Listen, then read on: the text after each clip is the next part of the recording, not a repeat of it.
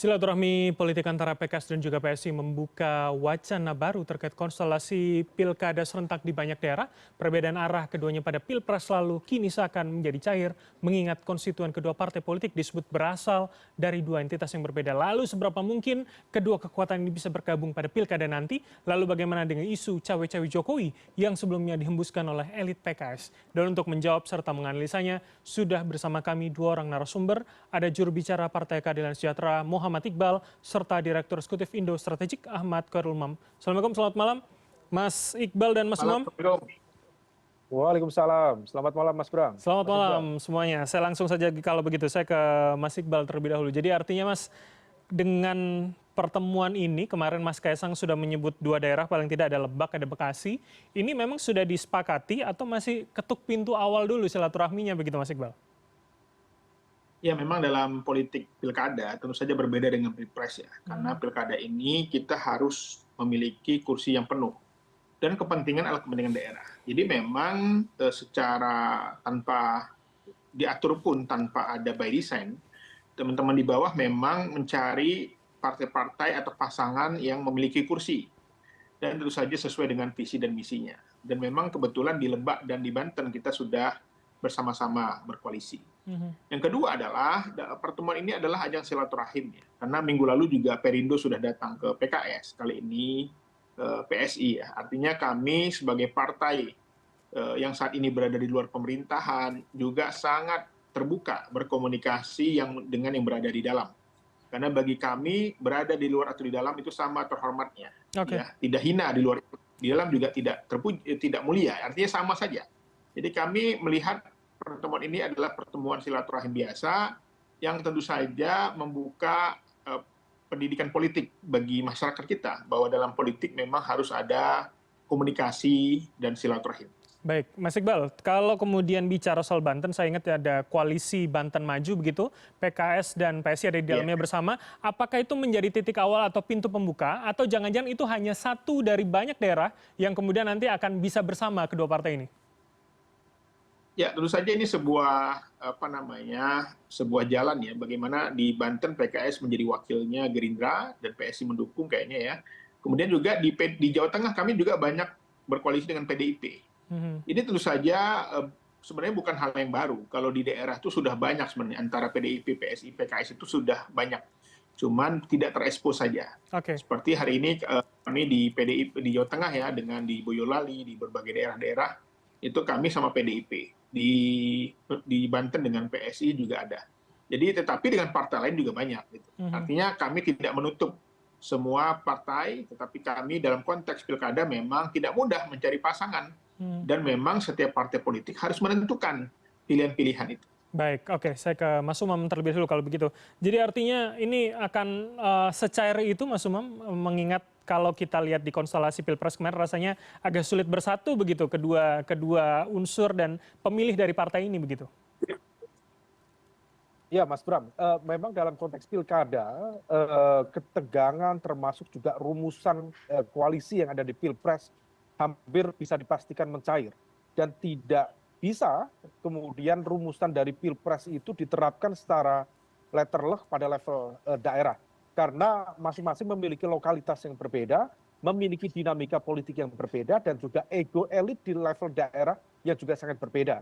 Nah maka dalam konteks ini apa yang dilakukan oleh PSI dan juga PKS, ini bagian dari etalase bagaimana kemudian sebegitu fluidnya, sebegitu cairnya dinamika politik yang terjadi. Sekaligus di saat yang sama tentu pertemuan antara PSI dan PKS ini juga mencairkan ketegangan. Kalau misal kita ikuti beberapa minggu yang lalu, terjadi ketegangan cukup serius itu ketika kemudian Pak Sekjen PKS melontarkan Kaisang disodorkan oleh Pak Jokowi dan kemudian respon begitu kuat dari lingkaran Pak Jokowi, bahkan Pak Jokowi sendiri, maka momentum pertemuan kemarin itu bisa menetralisir ketegangan itu. Nah, yang kemudian perlu dicermati, besar kemungkinan memang pertemuan ini memang didorong oleh kalkulasi kepentingan politik, terutama berkaitan dengan konteks pilkada. Nah, kalau misal kemudian kita cermati lebih detail lagi, tampaknya memang belum ada satu titik kesepakatan real ya, terutama pada pusat-pusat kekuatan tertentu, let's say di daerah khusus Jakarta. Kalau misal melihat positioning dari PKS, sepertinya itu tidak negotiable bahwa komposisi Anies Sohibul Iman, MSI, rasanya itu tidak mungkin diedit atau dinegosiasikan. Oke. Sementara kalau misal kemudian dari PSI mencoba untuk melakukan kompromi, tampaknya kemudian menjadi satu titik temu untuk melakukan kompromi dengan wilayah-wilayah yang lain. Nah, kalau misal kemudian nanti kita cek sekali lagi, apakah Kaisang sendiri misalnya, yang kartu politiknya sudah dihidupkan oleh lingkar kekuasaan melalui peraturan keputusan dari Mahkamah Agung kemarin, apakah akan dimainkan di level DKI Jakarta ataukah di Jawa Tengah? Nah, kita sambil cermati perkembangannya. Tapi seberapa mungkin kemudian ada semacam substitusi langkah begitu? Kalau Anda mengatakan Jakarta rasanya kurang negotiable bagi keputusan PKS, misalkan Anies Sohibul, apakah itu jangan-jangan ya harapannya mengikuti PKS, tapi di daerah lain akan ada substitusi saling mendukung begitu, Mas Umam? Seberapa itu mungkin? Sangat mungkin sekali, karena memang itu pola permainannya. Jadi rumus koalisi yang digunakan adalah bagaimana kemudian melakukan trade off di dalam konteks bentukan koalisi dengan lokalitas yang beragam. Nah, kalau misal kemudian memang tidak terjadi titik temu di level DKI Jakarta, maka besar kemungkinan di beberapa wilayah yang memungkinkan bagi PSI dan juga PKS bersatu, maka di situ kemudian terjadi. Kalau misal tadi misalnya di Banten, karena memang terjadi faksionalisme di dalam internal koalisi Indonesia Maju, terutama antara Golkar dengan Gerindra. Kemudian di Jawa Tengah tampaknya juga ada upaya negosiasi yang cukup ketat.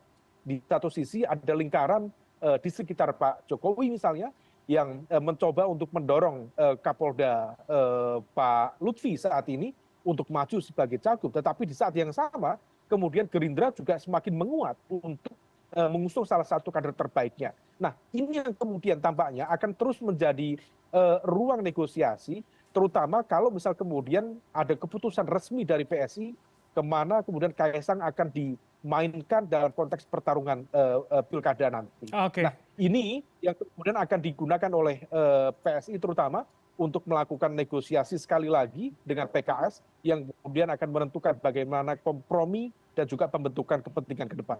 Oke, jadi saya konfirmasi langsung kalau begitu. Jadi Mas Iqbal, artinya di pertemuan kemarin itu Jakarta saja paling tidak itu sudah kemudian disampaikankah ke PSI? Dan kemudian apakah PSI berkenan begitu mendukung yang sudah dideklarasikan PKS, Mas Iqbal? Baik, Mas Iqbal, mohon maaf, sepertinya masih di-mute suaranya.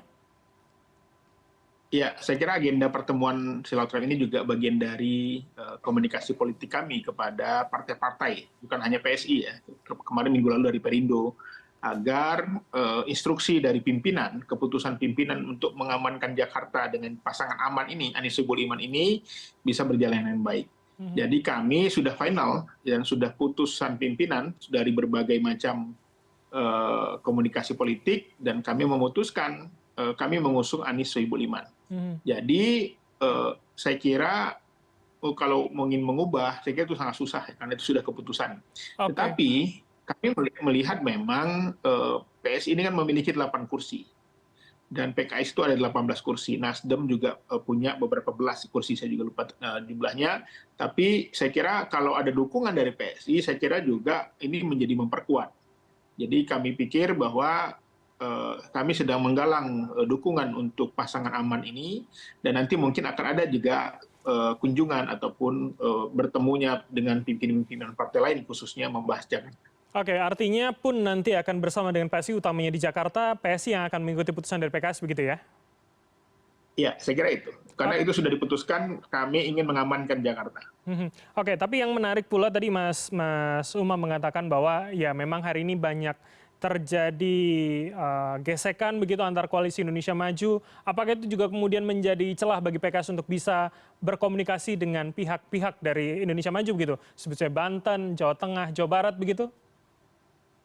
Ya, saya kira memang sekarang antar partai juga, antar koalisi juga saling bersaing ya. Karena masing-masing memiliki kekuatan dan calon masing-masing. Dan kalau memang bisa bertemu, ya bertemu. Seperti kami di Banten, wakilnya dari PKS, gubernurnya dari Gerindra. Itu bertemu itu, karena memang masing-masing memiliki kekuatan. Dan yang dilawan juga jelas gitu ya. Jadi memang kita melihat bahwa dalam politik pilkada memang sedikit berbeda. Karena kita setiap partai politik harus memilih, harus menentukan pilihan, nggak bisa nggak memilih. Jadi kami tentu saja memilih pilihan-pilihan yang terbaik.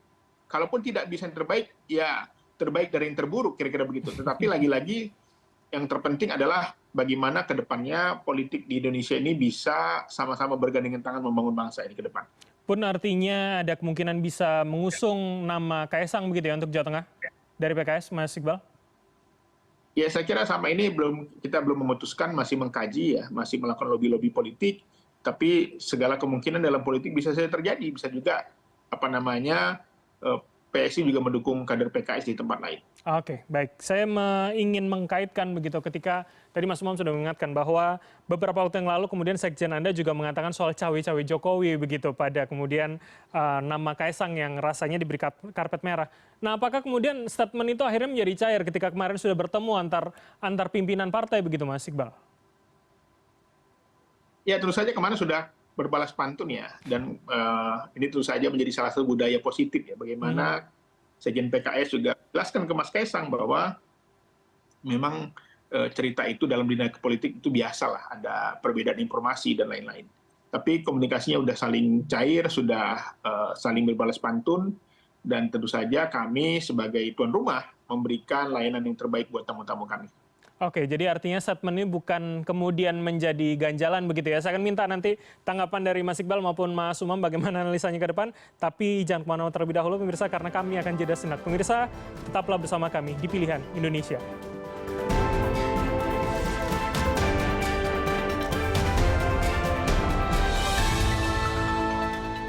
Anda masih bersama kami di Pilihan Indonesia dan saya akan langsung ke Mas Umam untuk minta analisanya begitu Mas. Jadi artinya dengan statement yang ada beberapa waktu yang lalu kemudian dengan pertemuan ini artinya sudah tidak akan berdampak begitu Mas Umam?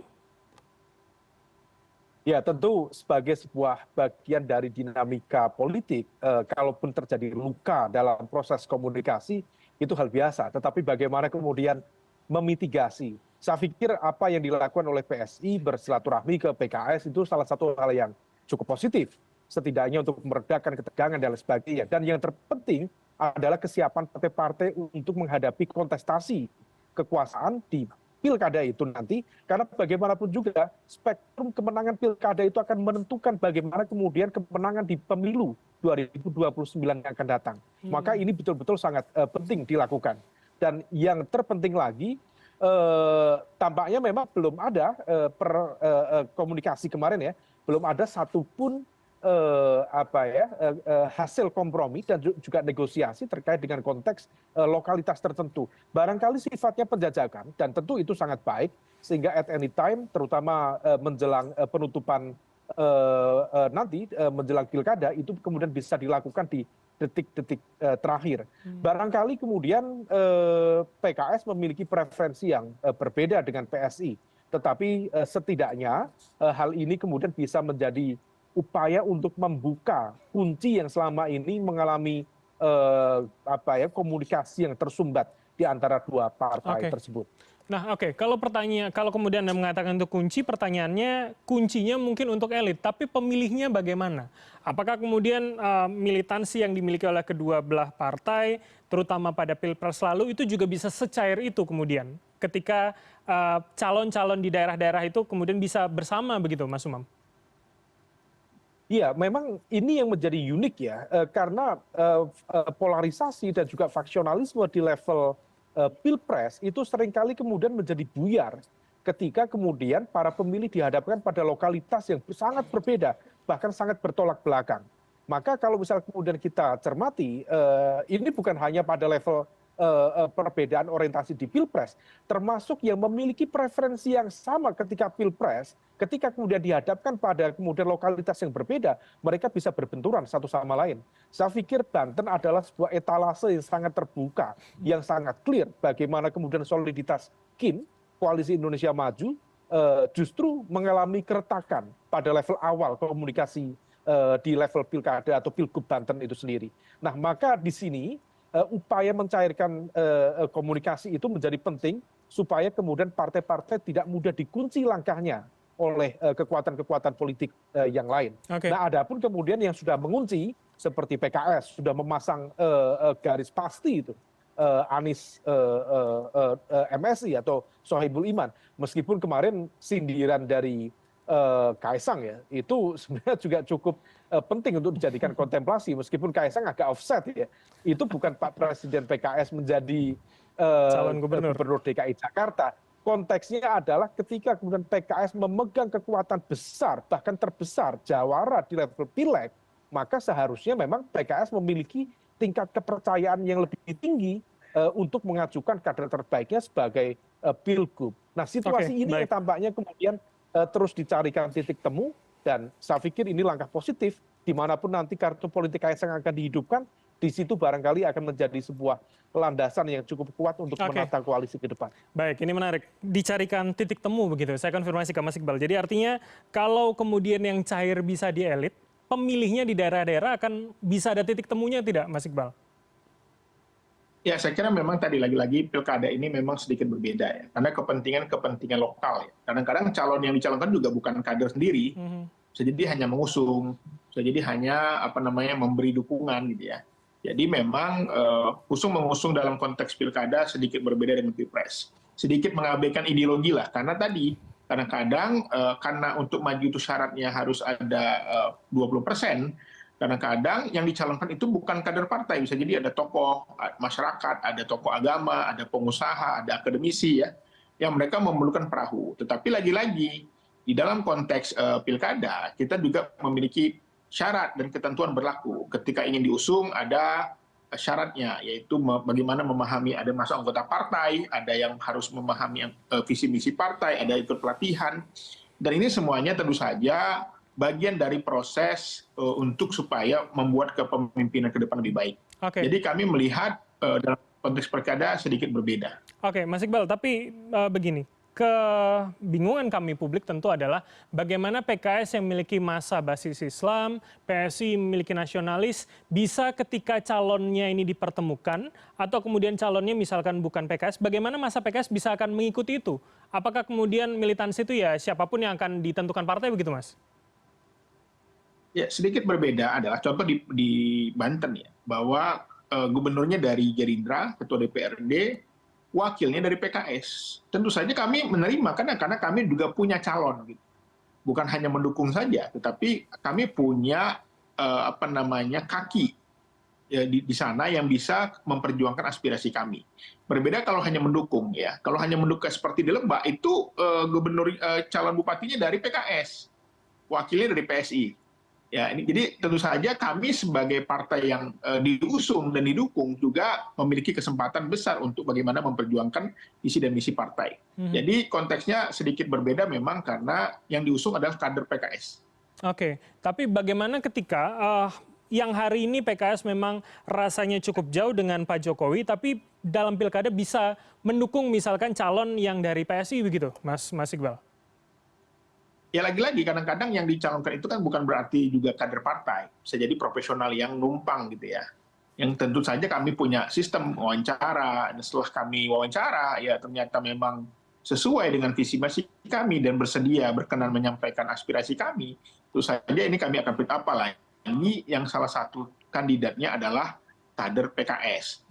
Jadi disinilah kolaborasinya, disinilah memang sinerginya. Karena tadi terkadang ada kotak-kotak, ada partai tertentu yang nggak mau dengan kita.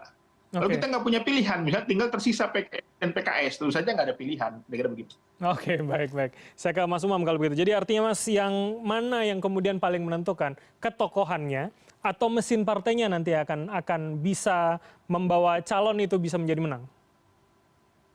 Tentu dua-duanya. Karena bagaimanapun juga ketokohan itu seringkali kemudian menjadi mesin utama dalam konteks pengenalan, popularitas, dan kemudian pada ujungnya adalah elektabilitas. Tetapi di saat yang sama dalam proses sosialisasi, ketokohan tidak memiliki makna yang cukup kuat kalau misal kemudian tidak ditopang dengan jaringan infrastruktur pemenangan politik yang signifikan. Baik itu dalam konteks jaringan partai maupun jaringan non-partai, melalui relawan, kemudian organisasi kemasyarakatan, kemudian termasuk juga jaringan logistik dan lain sebagainya. Nah, komposisi itu memang saling melengkapi satu sama lain. Nah, kalau misal kemudian di level partai terlihat lebih solid dan kemudian juga di backup oleh latar belakang ketokohan yang memadai, maka potensi kemenangannya akan jauh lebih besar. Nah, Oke. ini yang kemudian sedang dilakukan oleh partai-partai untuk melakukan matching. Jadi dalam konteks untuk menemukan titik temu agregasi kepentingan masing-masing. Oke. Tentu ada ruang idealisme, tetapi juga bercampur dengan pragmatisme, dan itu adalah part of the game dalam konteks politik dan kekuasaan. Oke, terakhir, berarti pertanyaan saya akan spesifik. Kalau kemudian Kaisang dimajukan dimanapun, Jawa Tengah atau Jakarta, seberapa besar kemudian masa PKS, pemilih PKS itu juga akan bisa mendukung Kaisang? Masa pemilih PKS termasuk memiliki basis tingkat loyalitas yang cukup tinggi. Ada sisi kaderisasi, militansi di sana.